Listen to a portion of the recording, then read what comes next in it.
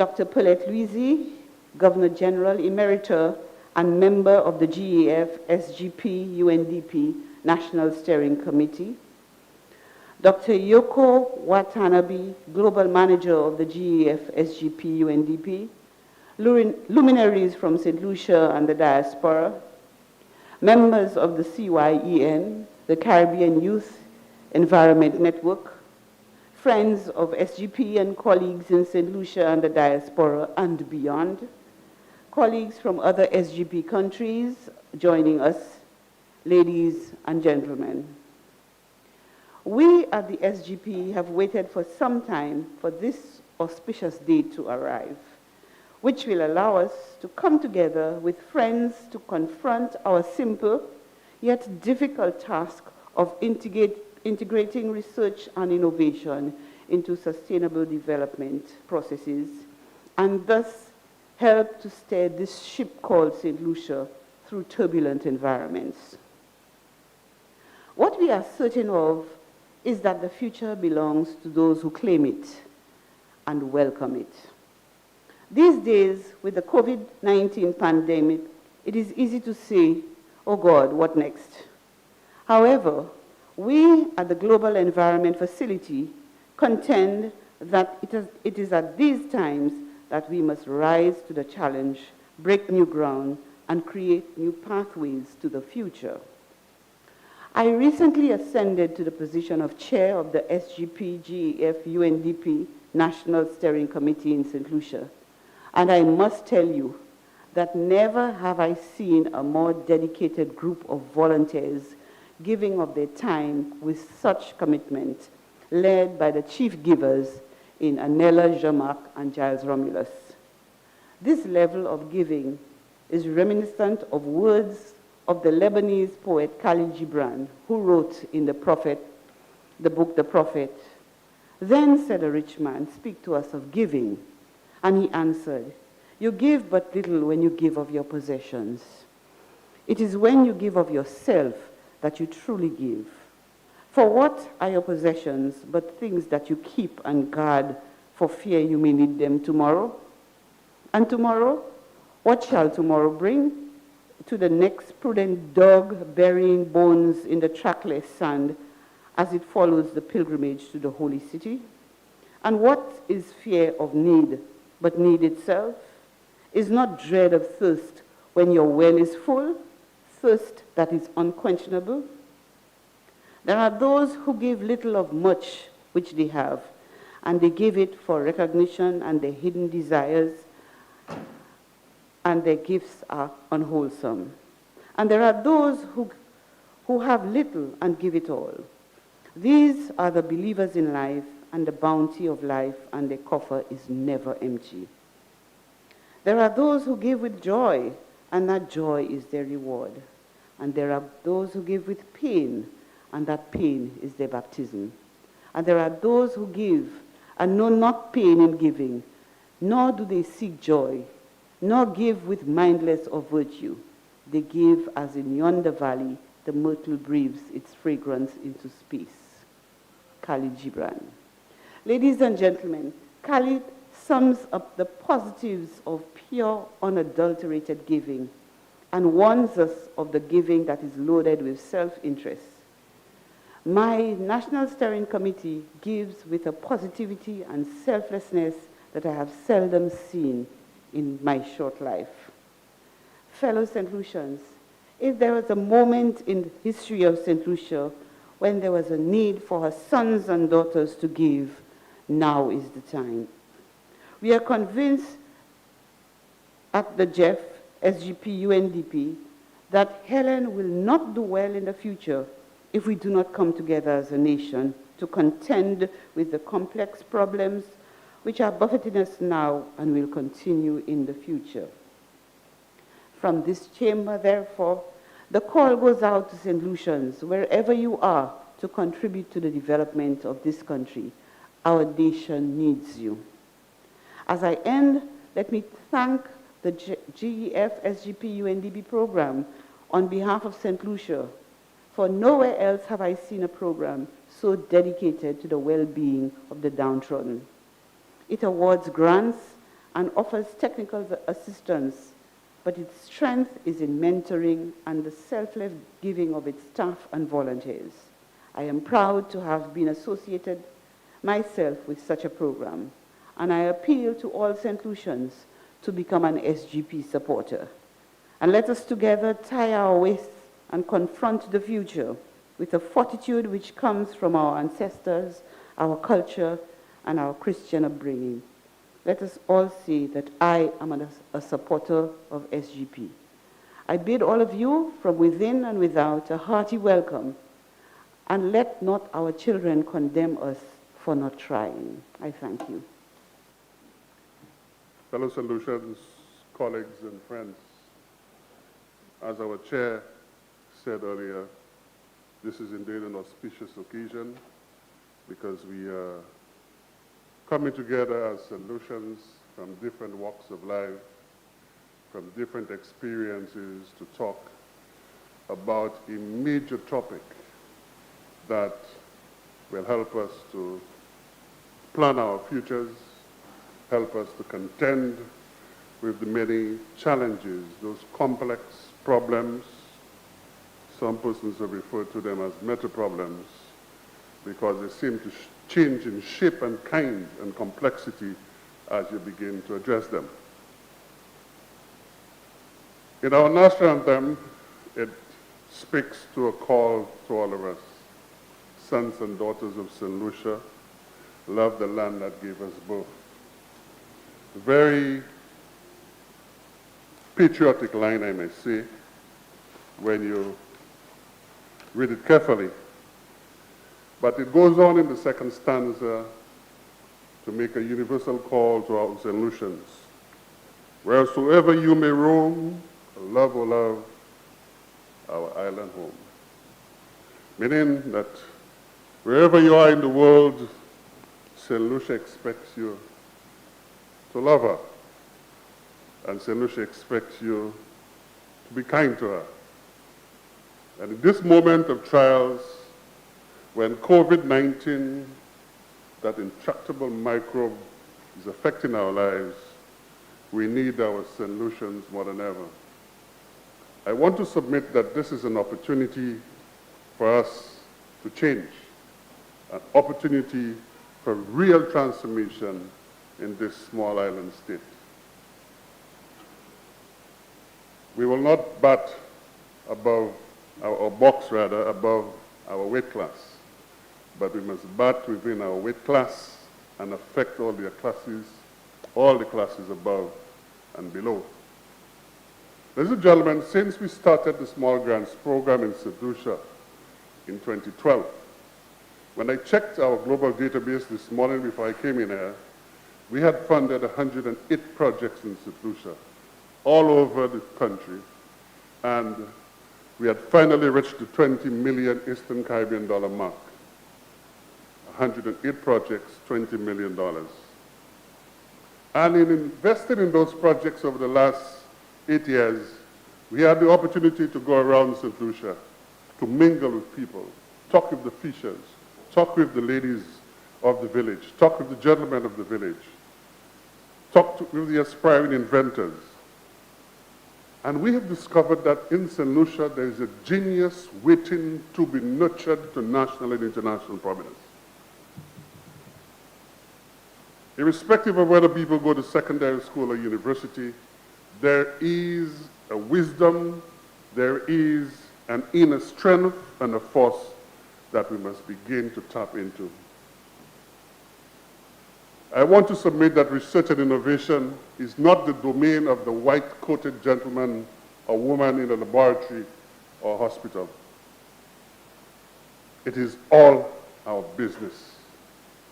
Research and innovation can go from the bedroom to the boardroom, from the factory floor to the business establishment, from the cricket field to the dancing floor.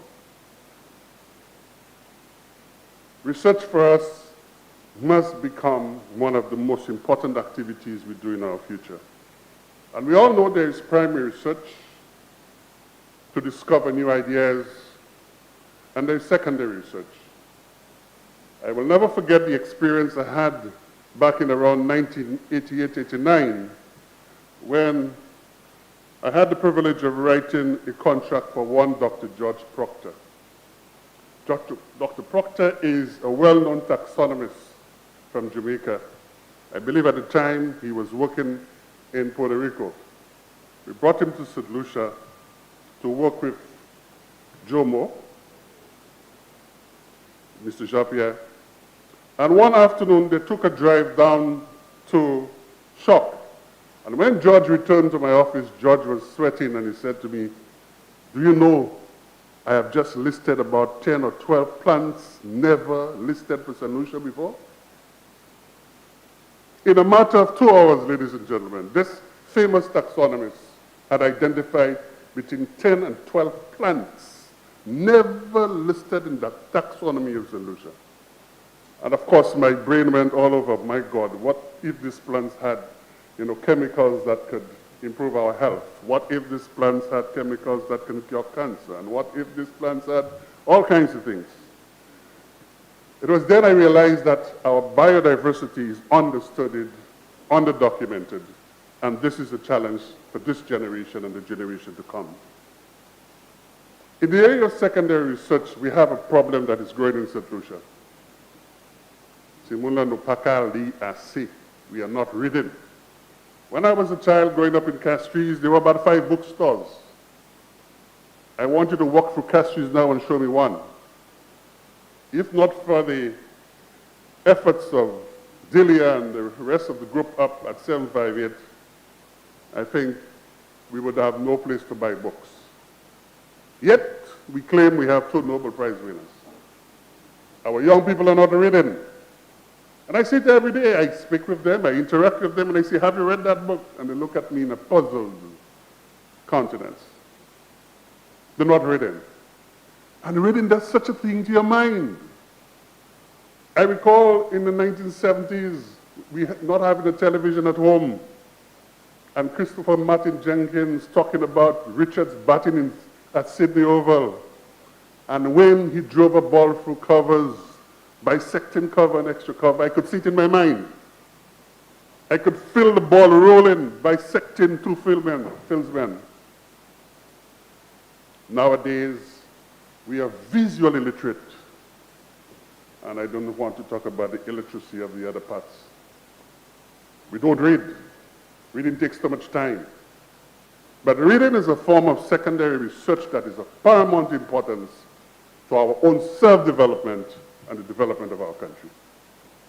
If we do not do it, crop will smoke our pipes. So research can be of the discovery type, where you discover new ideas, new concepts, new things, new laws of nature. When Einstein around 1915, 1917 discovered the laws of general relativity, that was a major breakthrough. He had to surpass Newtonian physics. But I want to say to the average solution out there that research and innovation is not, again, the domain of a doctor. I need to tell you a little story about my grandmother. Growing up in George Charles Boulevard in the late 1960s, Teresa Romulus, my grandmother, had a goal to bake cakes for her 3 grandchildren. But she had no money to buy an oven or a stove.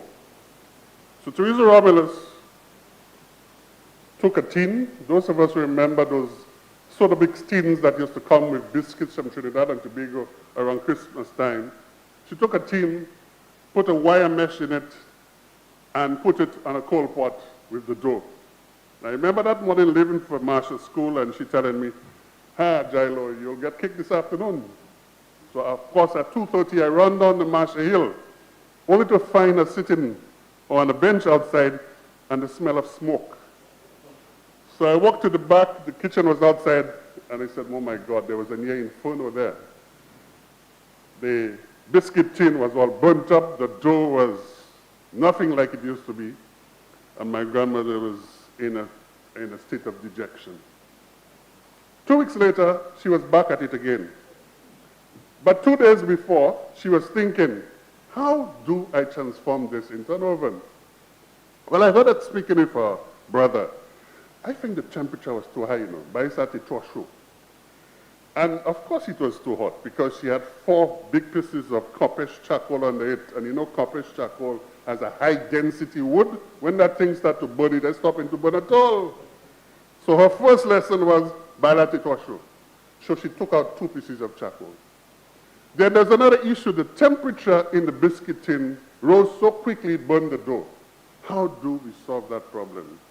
I heard her talking to my uncle. On mettait tout en bas là, comme ça, pour faire vent circuler. And they proceeded to make holes in the biscuit tin.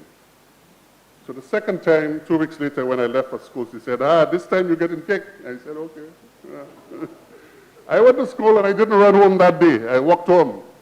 But when I came through the gate, oh my God, the aroma of cake was all over.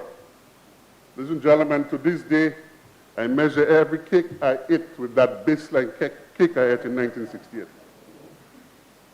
That was innovation in the backyard, open kitchen that my grandmother practiced. Innovation in library on a sweltering Saturday evening where we were talking about community-based adaptation.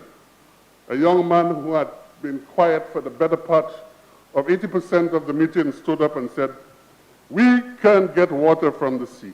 I looked at him and I said, in my mind, "Monsieur Fou." I looked at him and I asked a question, and then I put on my teaching cap and I asked him, "Do you know how difficult that is?" He says, "Yes." "Do you know how much energy it takes?" He says, "Yes." "Well, we'll use solar," he responded. I said, "Okay." 1 tick. "Do you know we will never fund it if you contaminate or pollute the bay?" "Yes." "The brine," I told him. "How do you take care of it?" "Well, I don't know, but I will find out." Well, the short end of it, Mr. Giles, we gave him a planning grant to go and do some research. He came back with a design. He showed us how he would take care of the carbon footprint, and he said that the brine would be evaporated by the sun, and we would get salt from it. I said, but the speed at which you produce the brine might exceed your capacity to increase the production of salt. So he went back to the drawing board, and one afternoon, I'll never forget that, I was in my office. I said, "Giles, I think I got it. Come down." I said, "Okay." Drove down to the library. I said, "Now, Mr. Noel, you have to show me every step of the way for you to convince me. First of all, the water came from the library into the machine, reverse osmosis, water to drink. Before I drank it, I said, "Have you drunk it before?" He said, "Yes," so I know I wouldn't die. So I drank the water and it was really good. He said, "Do it again." And then I told him he measured the salinity of the water entering and the brine. And the brine, of course, the salinity is 2, 3 times higher. And then he did his invention, and the salinity went back down to seawater salinity. I said, "Wow, we may have an invention there." But I still was doubtful. I said, "Look here, I want you to call CAFA, Caribbean Public Health Agency, and bring the scientists down here for them to investigate every stage of that innovation." CAFA came down, did the studies, and then I received the report. "This system," says the report, "has found a way to destroy all nuisance particulate matter and disease and produce high-quality water. And in the process, the inventor has found a way to neutralize the brine." That was a day when I knew we had another invention on our steps. A few weeks later, the Kingdom of Nauru in the Pacific asked us to help, and they had a competition. I encouraged him to enter, and his submission won. A fisher who did not finish secondary school, who read and read, who destroyed his father's TV and radio, discovered electronics, understood electronics and physics, and prepared St. Lucia's first mobile, solar-driven, brine-neutralizing system for this island. 3 weeks ago, I think it deserves a clap, yes, I think so. 2 weeks ago, we had a major international meeting, and we had colleagues from all over the world on Zoom, and my colleague in the Pacific was complimenting this South-South cooperation between St. Lucia and Nauru, how the system was helping the people of Nauru. Climate change may have not reached a critical stage here, but in places in the Pacific, Nauru, and other countries, it has reached critical levels. Ladies and gentlemen, research and innovation is not an if anymore. It is a requirement for survival. We need to almost inject our young people with the mindset of research and innovation. Most importantly, the projects we fund, we need to have ideas that are workable, that are fundable, and that can be truly transforming. And that is why we have created links from St. Lucia to Microsoft. You will hear from the Microsoft engineer today.